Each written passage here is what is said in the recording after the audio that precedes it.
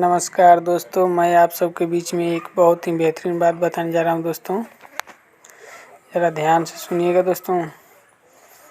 गांव ऐसा जहां पे लोग बैठे बैठे बातें करते हैं और चलते ही सो जाते हैं। जी हाँ दोस्तों, आपने सही सुना।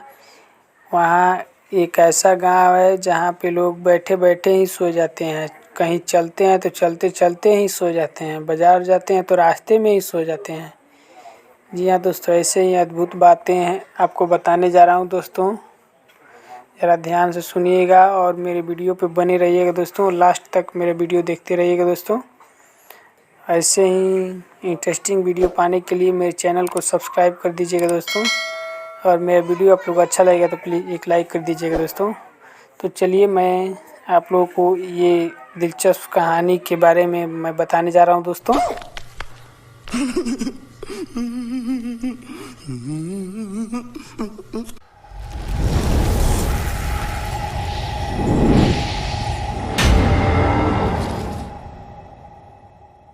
भारत में लोगों को अक्सर नींद आने की शिकायत रहती है दोस्तों। नींद के लिए लोग कई तरह की दवाइयों का सहारा लेते हैं, लेकिन काजिस्तान में एक ऐसा गांव है जहां के हालत एकदम उल्टे हैं। इस गांव में होता क्या है, जब लोग बैठे रहते हैं तो बैठे बैठे ही सो जाते हैं। जी हाँ दोस्तों, है ना अजीब बात।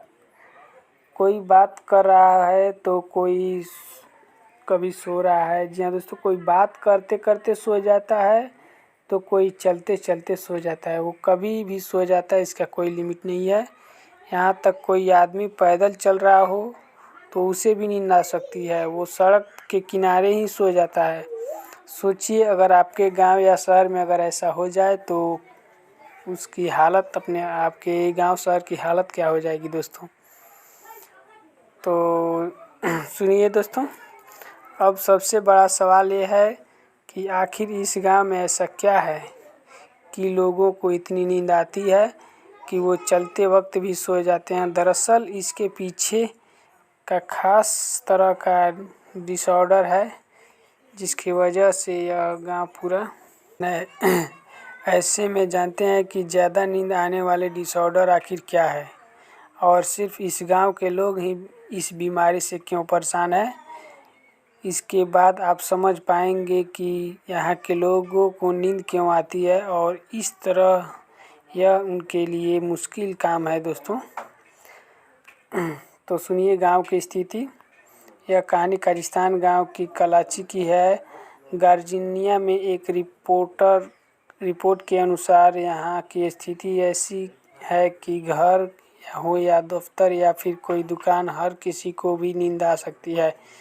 यहाँ के हालात इतने ख़राब हैं कि व्यक्ति को रास्ते में चलते वक्त भी नींद आ सकती है और वो सड़क के किनारे सो जाता है।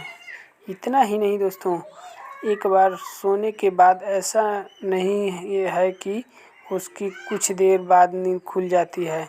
कई बार ऐसा होता है कि वो कई दिन तक सोते रह जाते हैं। अगर कोई इन्हें उठाए तो वो लंबे समय तक सोते रहते हैं। ऐसा क्यों होता है? आपके मन में भी ख्याल आ रहा होगा दोस्तों कि आखिर ऐसा क्यों होता है। तो ध्यान से सुनिएगा दोस्तों। आप जानते हैं कि आखिर इस गांव में ऐसा क्यों होता है। रिपोर्टर के अनुसार इस बीमारी को लेकर जब वैज्ञानिकों ने गांव का अध्ययन किया तो पता चला कि वहाँ कार्बन मोनोऑक्साइड और हाइड्रोकार्बन की मात्रा की वजह से ऐसा है।